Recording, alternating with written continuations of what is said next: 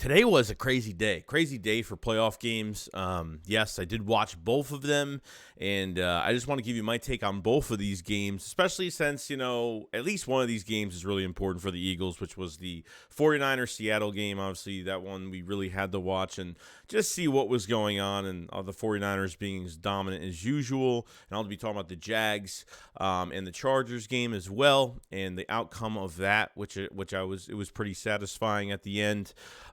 But yeah, I just want to kind of go into my perspective of both these games, and obviously the Eagles' perspective of, going forward in the playoffs and what's going to happen. So, yeah, let's get straight into it. Because I've seen enough horror movies to know any weirdo wearing a mask is never friendly.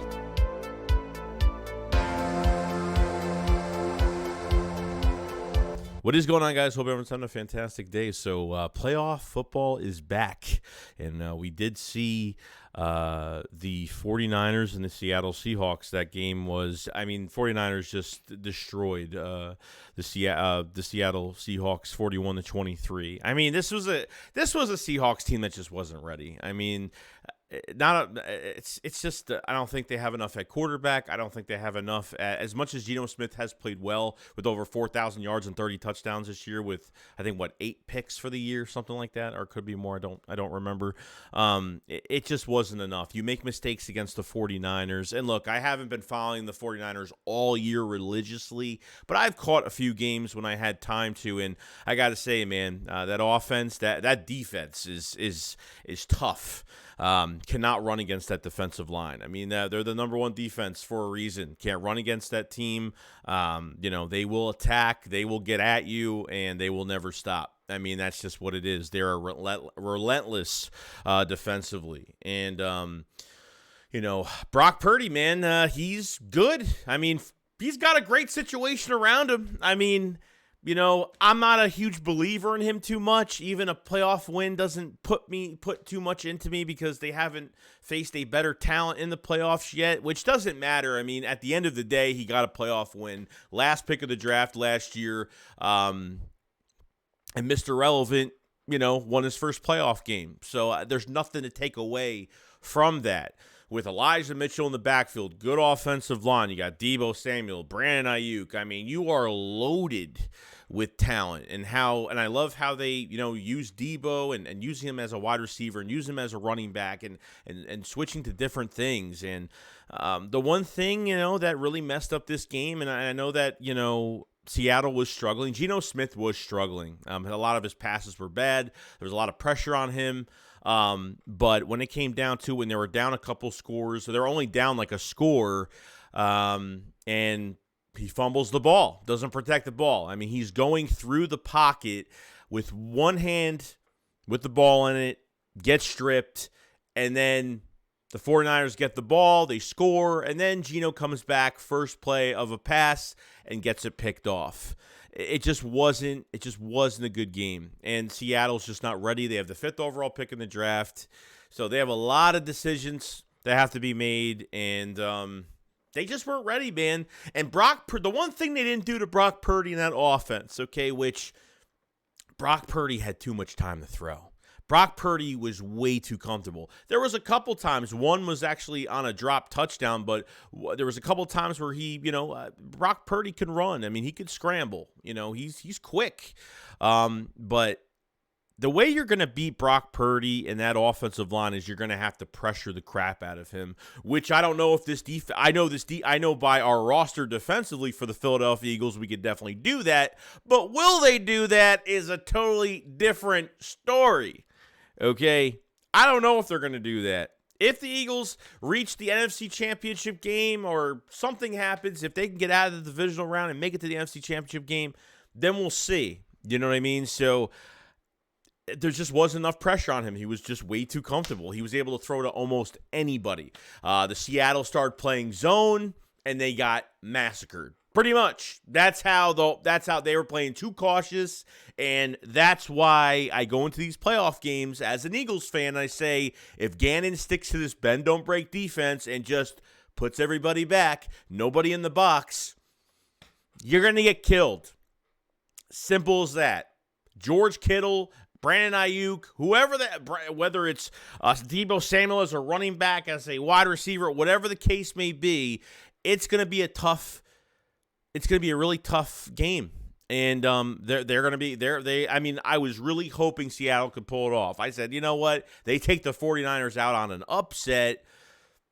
It opens up the NFC even more, taking the competition out, and making the Eagles kind of get through a little bit easier with them out of the picture. But I mean, I think this team could beat anybody, but at the same time, like, coaching staff is just my big problem right now. And offensively, I'm not worried as much.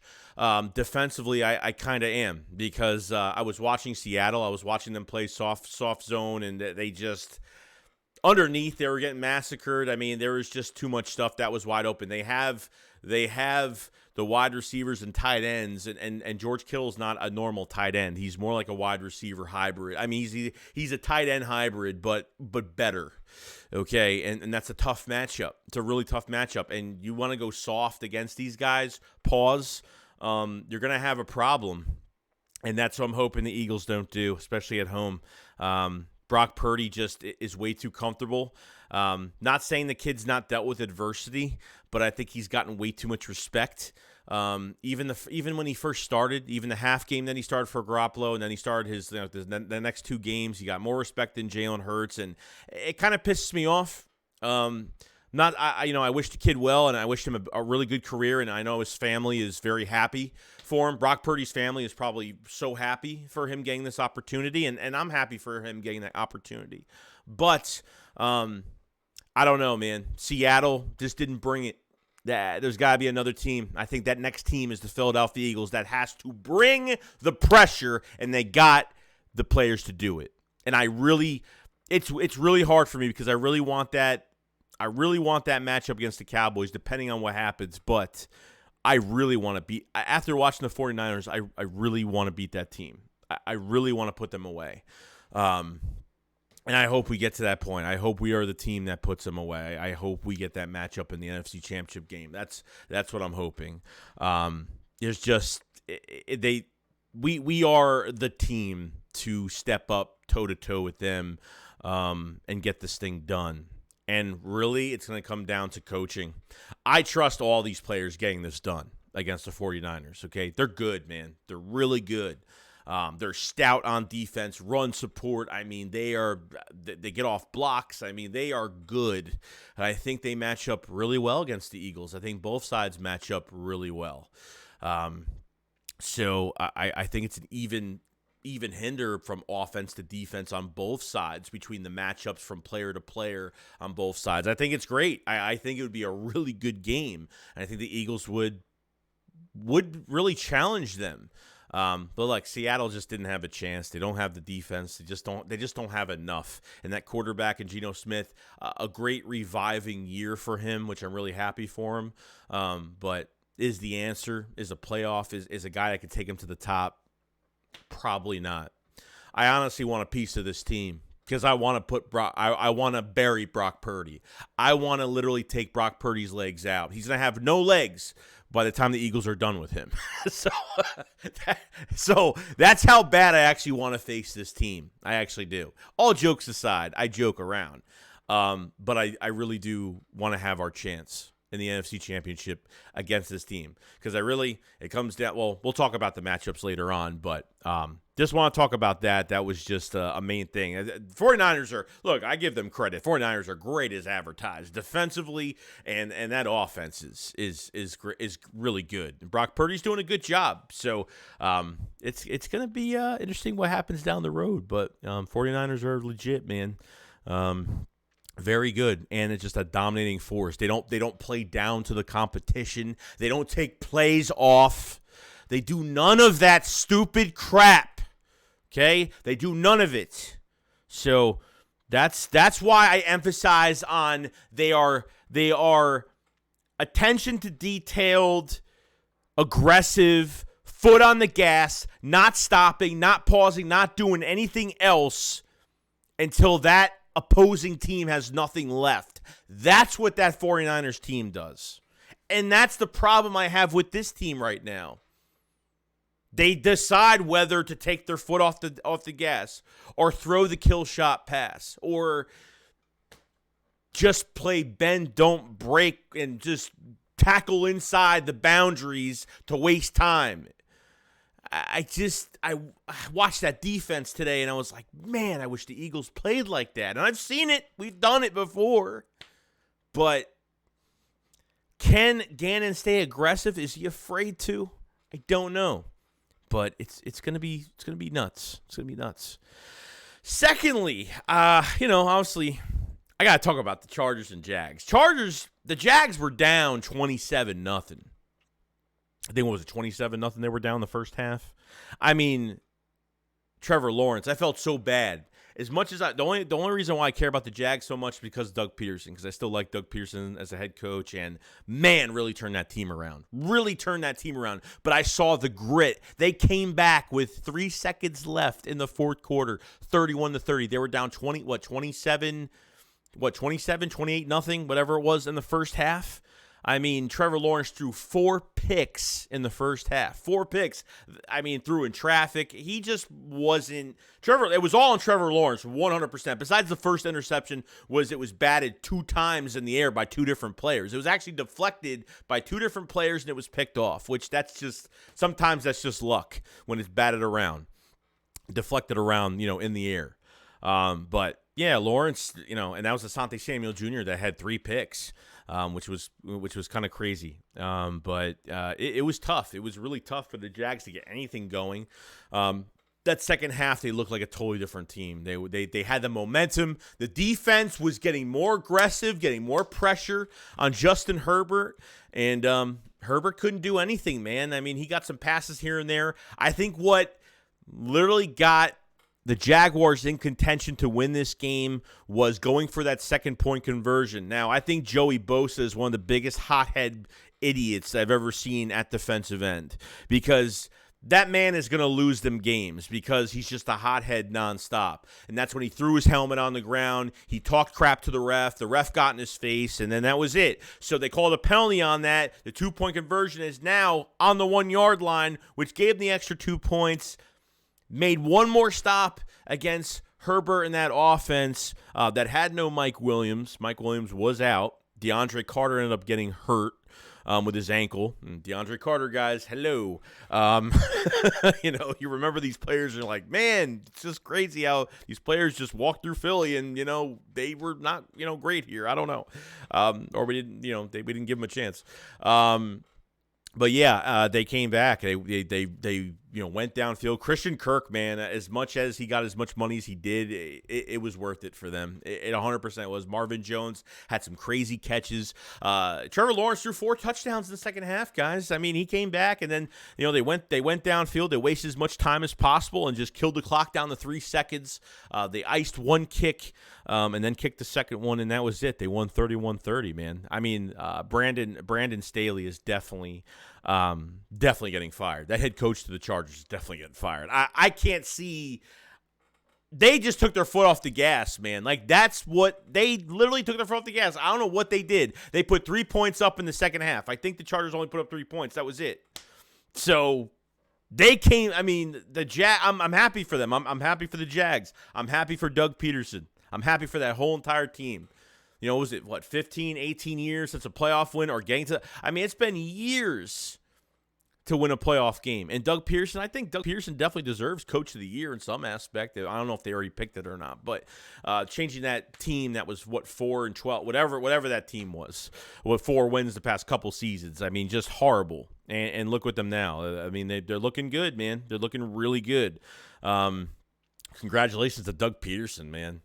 He keeps that team with grit, not giving up. And I could see that he was going on 4th down a lot. He was trying to keep them aggressive. He was trying to at least have that, build that confidence in them when they were on field. And sometimes it didn't work. In the second half, that offense was rolling. That offense was rolling with the running backs. Enetine, I can never say his name right. Christian Kirk was great. Marvin Jones, Zay Jones. I mean, they were good, man. That offensive line did a good job, and really proud of that team and Doug Peterson, man. And I'm only talking about this game because of Doug Peterson, but I still want to talk about this game anyway. and that's it. The Chargers, man, that was ugly. That was really ugly. They spent a lot of money on players. Justin Herbert's a great quarterback. It's just I don't think he's got the right coaches around him. I don't think Stanley's a good head coach. I don't think he's a good play caller. I know a couple Charger fans that have been kind of complaining about his play calling all year. It's been kind of reckless all year. So I think it's definitely a coaching change. Stanley might just become an OC down the road next year. I don't see him really staying with that team. I mean, you're up 27-0, and you just took your foot off the gas. Take advantage of the interceptions that you got in this game and trying to put the Jags away, but they couldn't get it done. So other than that, I mean, that's pretty much it. I thought it was a very good day. Tomorrow's going to be a very important day because by tomorrow, depending, the Eagles will find out who they're facing in the divisional round. The Giants-Vikings game, I don't care about the Bengals and Baltimore game too much. We'll talk about it, but I don't really care about it because it really doesn't involve us that much when it comes to the NFC. So the Giants-Vikings game tomorrow is going to be another important one, and I think the Vikings will lose this game. I think they're the biggest frauds at their ranking in the seed in the playoffs. I think the Giants will be toe-to-toe with them. Giants have rested a lot of players, so a lot of players will it'll be up to Daniel Jones. It'll be up to that defense and Wink Martindale getting pressure on Kirk Cousins because Kirk Cousins is going to be the downfall to the Vikings tomorrow at 4 o'clock Eastern. He will be probably will be. I don't doubt it because when you put him in the spotlight for some reason, he just can't get it done. This is pretty much the last year for Kirk Cousins on this contract to really show that front office that he could do something. And I don't know if he's going to do it. The Giants are just tough. They went toe-to-toe with them early in the year. And I think they could do it. I think they could beat them. Now, if the Giants win against the Vikings, the Eagles will face the Giants in the divisional round. If the Vikings win, we will play whoever wins the Tampa Cowboys game Monday night. Okay? I don't care who we face. I don't care if it's the Giants. I don't care if it's Tampa. I don't care who it is. Okay? All I want to do is get to that NFC Championship game, get to the next. I just got to win our playoff game. We've got to be smart. I don't know what this coaching staff has planned, but I'm telling you right now, I'm going to be in flip-out mode easily this week, especially when game time comes. Because if I even see any of we're actually going to find out come our playoff game divisional round. We're going to find out about this team. We're going to find out if they dumb down this offense and defense to save plays or to save what they're really going to do in the playoffs. Because if I see the same repetitive crap that I've been seeing, yeah, it's going to be a problem. It's going to be a big problem. I hope not. I hope I'm wrong. I hope so. I hope you don't get to 14 wins, first seed, just to play it safe, just to be conservative. And no, that's not how you go out, dude. That's not how you go out. How can you play like that? You come out of a playoff game, a loss like that, being conservative, and you're going to say and you're going to tell me a coach is going to say they gave it their all? Between the players and coaching, they gave it their all. I got no problem with these damn players. I got no problem. The Eagles have beyond talent, defense, offense. We're almost 100% healthy. Once Avonte Maddox comes back, if that's even the case, the Eagles are literally back to 100% health. Literally. With the only thing of worry, I'm not even worried about Jalen Hurts at all because I think a lot of what's been said about his injury is like today. Heard all this crap about his injury today before these games came on. Oh, the shoulder, and they are making this shoulder seems like the shoulder muscle fell off his shoulder. Like they're making it seem like his shoulder fell off, his arm fell off. I don't know. That's what they're making it sound like this. And Hurts, to me, I just don't see that this injury is that bad as everyone is. Oh my God, his shoulder. Oh my God. Oh, the Eagles. I already know the Eagles are going to be underdogs that first divisional game. I already know it's going to happen. I know it. I know it for a damn fact because Hurts' shoulder is going to be the huge factor. Okay, and the Eagles are going to be underdogs that first game. There's no doubt. I'll get more in depth with that later on, but it's definitely something to talk about later on. But that's all I got to say, guys. I thought these two games were fantastic. I had a really good time watching them. Me and my girl were watching them, and we had a good time. Like I said, I will be streaming the Cowboys Tampa Bay game Monday. I'm still getting over this virus right now. I felt horrible today. I had no energy. Just bear with me. It's just been crazy getting hit with this so late. It's hard for me to even do this sometimes because I have to, at least have some energy to do it. And it is what it is. I'm not going to go crazy and rant about it, but you know how it is if you've gotten it. So, all right, guys. Let me know what you guys think about both of those matchups. The 49ers, what do you think? Do the Eagles have a chance? What do the Eagles have to do to beat the 49ers if it comes to that matchup? And obviously about the Doug Peterson winning, the big comeback win from the Jaguars, which was fantastic, and the matchup for the Giants versus Vikings. What do you think is going to happen? Yeah, that's it. I'll see you guys on the next one. Shakes, what up? Follow us. Peace out, guys. Peace.